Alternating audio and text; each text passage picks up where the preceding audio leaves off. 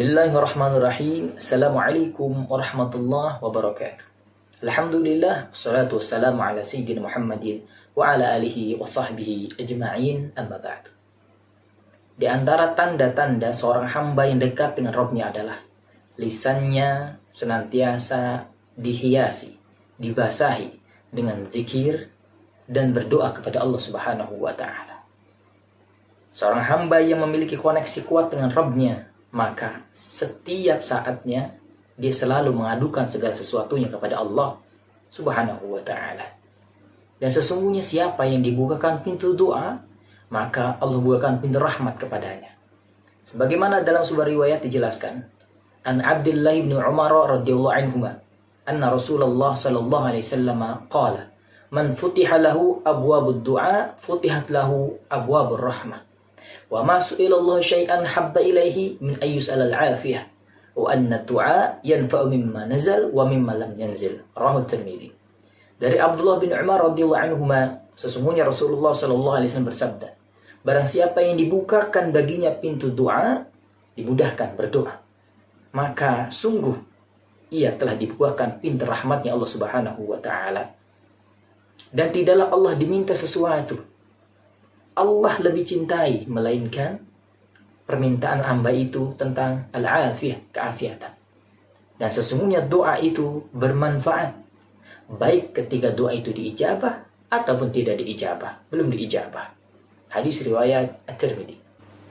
Kenapa bisa doa itu bermanfaat, baik ketika Allah ijabah ataupun belum diijabah? Dalam sebuah riwayat disebutkan kembali, wa an Nu'man ibn Bashir radhiyallahu anhuma an Nabi sallallahu alaihi wasallam qala ad-du'a inna ad-du'a huwa al-ibadah. Rawahu Tirmidzi wa Ibnu Hibban wa Ibnu Majah wa Ahmad wa lahu min hadits Anas bi lafdhin ad-du'a mukhul ibadah wa lahu min hadits Abi Hurairah rafa'ahu laisa syai'un akrama 'ala Allah min ad-du'a wa sahih Ibnu Hibban wal Hakim.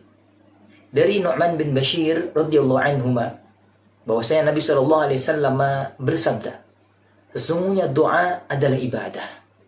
Hadis riwayat Imam Tirmidzi, Imam Ibnu Hibban, Ibnu Majah, dan Imam Ahmad. Masya Allah. Maka sesungguhnya doa itu bermanfaat bagi kita. Tatkala Allah Subhanahu wa ta'ala belum mengijabahnya, Masya Allah, sesungguhnya kita telah beribadah kepada Allah Subhanahu wa ta'ala. Doa kita dinilai ibadah, berpahala di sisi Allah Subhanahu wa ta'ala. Dan doa itu pun inti daripada ibadah. Mengapa disebut seperti itu? Karena koneksi hubungannya dengan Allah Subhanahu wa ta'ala. Semakin seseorang itu memperbanyak doanya, maka pada hakikatnya dia telah benar-benar dekat kepada Rabbnya, Allah Subhanahu wa ta'ala. Innama ashku bathi wa huzni ilallah. Dia mengadukan semuanya, masalahnya, musibahnya, segala sesuatu permasalahan hidupnya hanya kepada Allah Subhanahu wa ta'ala. Menggelarkan sejadahnya, sholat, sujud, dan mengangkat tangannya seraya memohon, mengadukan segala masalahnya kepada Allah Subhanahu wa ta'ala. Dan tidak ada sesuatu pun yang lebih mulia di hadapan Allah kecuali doa. Masya Allah. Hadis disahihkan oleh Ibnu Hibban dan Hakim. Orang yang berdoa sangat Allah muliakan. Karena memang pada hakikatnya seorang yang senantiasa berdoa kepada Allah Subhanahu wa ta'ala adalah orang-orang yang dekat kepada Allah Subhanahu wa ta'ala. Tidak mungkin orang yang tidak dekat kepada Allah Subhanahu wa ta'ala lisannya ringan untuk berdoa kepada Allah Subhanahu wa ta'ala. Maka oleh karena itu janganlah kita memaksa Allah Subhanahu wa ta'ala untuk mengabulkan permintaan doa kita. Karena Al-Imam Ibn Athaillah mengatakan dalam kitabnya Al-Hikam, pengijabahan doa adalah fi waqtil ladzi yurid, laysa fi waqtil ladzi turid. Pada waktu yang Allah kehendaki, Allah inginkan, bukan pada waktu yang kita inginkan. Karena mungkin doa itu tidak baik untuk kita. Kita meminta sesuatu, Allah menilainya kita belum siap. Untuk apa? Untuk menerimanya. Dalam sebuah riwayat dijelaskan, An Abi Hurairah radhiyallahu anhu qala Rasulullah sallallahu alaihi wasallam yustajabu li ahadikum ma lam ya'jal yaqul da'awtu rabbi falam yustajab li Rahu Bukhari wa Muslim. Dari Abu Hurairah radhiyallahu anhu berkata, Rasulullah sallallahu alaihi wasallam bersabda, terkabulnya doa salah seorang di antara kalian selama tidak tergesa-gesa. Ia mengatakan, aku berdoa, tapi tidak Allah kabulkan, tidak Allah ijabah, tidak Allah jawab. Hadis riwayat Imam Bukhari dan Muslim. Masya Allah, Allah abadikan kisah hambanya yang begitu gemar berdoa dan menyegerakan untuk beramal baik, menyegerakan ketika Allah panggil. Allahu Akbar. Allah abadikan kisahnya di beberapa ayat, di antaranya ada dalam surat Al-Anbiya ayat ke-89 sampai ke-90. A'udzubillahi minasyaitonir rajim. Wa Zakaria idz nada rabbahu rabbi la tadharni farda wa anta khairul warithin. Dan adalah Nabiullah Zakaria alaihissalam, nabi dan rasulnya Allah Subhanahu wa taala, kekasihnya Allah Subhanahu wa taala. Ia berdoa, Rabbi la tadarni fardan. Ya Allah, jangan biarkan aku menyendiri, maksudnya tanpa keturunan. Wa anta khairul warithin, ya Allah, sedangkan engkau adalah ahli waris yang terbaik. Nabiullah Zakaria alaihissalam berdoa berpuluh-puluh tahun sampai ia beruban. Dan akhirnya Allah jawab doanya itu. Fastajabna lahu wa wahabna lahu Yahya wa aslahna lahu zawjah innahum kanu yusari'una fil khairati wa yad'unana raghaban wa rahaban wa kanu lana khashi'in. Allah ijabah doanya Nabiullah Zakaria alaihissalam dan Allah anugerahkan anak yang bernama Yahya, seorang nabi juga.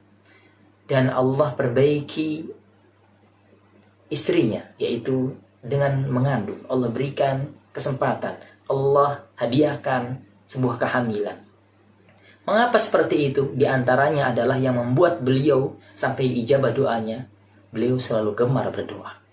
Allahu Akbar. Innahum kanu yusari'una fil khairat. Dan beliau senantiasa menyegerakan perbuatan baik. Wa yad'unana raghaban wa rahaban. Dan beliau berdoa kepada Allah Subhanahu wa taala dengan sungguh-sungguh, dengan penuh pengharapan, dengan penuh kecemasan, mengharapkan hanya kepada Allah Subhanahu wa taala. Dan beliau, Nabiullah Zakaria, adalah hamba-hamba Allah yang khusyuk kepada Allah Subhanahu wa taala. Nabiullah Zakaria alaihissalam berdoa dengan sungguh-sungguh, dan jangan dilupakan, berdoa dengan keyakinan yang penuh. Sebagaimana riwayat pun disebutkan, an Abi Hurairah radhiyallahu anhu qala Rasulullah sallallahu alaihi wasallam, ud'u Allah wa antum muqinuna bil ijabah wa'lamu anna Allah la yastajibu du'aan an qalbin ghafilin lahin. Rawahu Tirmidzi. Dari Abu Hurairah radhiyallahu anhu berkata, Rasulullah sallallahu alaihi wasallam bersabda, berdoalah kepada Allah Subhanahu wa taala dengan keadaan yakin bahwasanya doa itu akan Allah ijabah. Dan ketahuilah, sesungguhnya Allah tidak mengijabah, tidak mengabulkan doa seseorang yang mana hatinya tidak konsentrasi atau lalai kepada Allah Subhanahu wa taala. Hadis riwayat Imam At-Tirmidzi. Maka yakinlah doa itu akan dijabah terus. Batu itu pecah bukan sekali pukulan langsung pecah, akan tetapi terus dipukul. Ketika terus dipukul, maka lama-lama batu itu pun akan pecah. Atau batu itu dapat berlubang dengan kotrotan, setetes air, lama-lama batu akan berlubang. Begitupun doa. Jangan pernah putus asa. Terus berdoa kepada Allah Subhanahu wa taala. Ketahuilah, sesungguhnya Allah Subhanahu wa taala malu ketika hambanya mengangkat tangan, berdoa memohon kepadanya dan tidak diijabah. Hanya saja fi waqtil ladzi yurid, laisa fil waqtil ladzi turid. Pada Allah yang waktunya Allah kehendaki, karena Allah Maha mengetahui. Allahu Akbar. Dalam sebuah riwayat dikatakan, an Salman radhiyallahu anhu qala Rasulullah sallallahu alaihi wasallam, inna rabbakum hayyun karimun yastahi min 'abdihi idza rafa ila yadayhi ay yaruddahuma sifran. Akhrajul arba'ah illa an-Nasa'i wa sahahu al-Hakim. Dari sahabat Salman radhiyallahu anhu, Rasulullah sallallahu alaihi wasallam bersabda, sesungguhnya Tuhanmu pemalu dan pemurah. Ia malu, Allah malu ketika hambanya mengangkat tangan berdoa kepada Allah Subhanahu wa taala, kemudian mengembalikannya dalam keadaan kosong, maksudnya tidak diijabah. Hadis riwayat Imam yang 4 kecuali Imam Nasai dan disahihkan oleh Al-Imam Al-Hakim. Maksudnya adalah doa itu pada hakikatnya bermanfaat kepada kita. Doa itu pada hakikatnya diijabah oleh Allah Subhanahu wa taala. Hanya saja waktunya ditentukan oleh Allah Subhanahu wa taala. Semuanya bernilai pahala, semuanya bernilai kemuliaan di sisi Allah Subhanahu wa taala.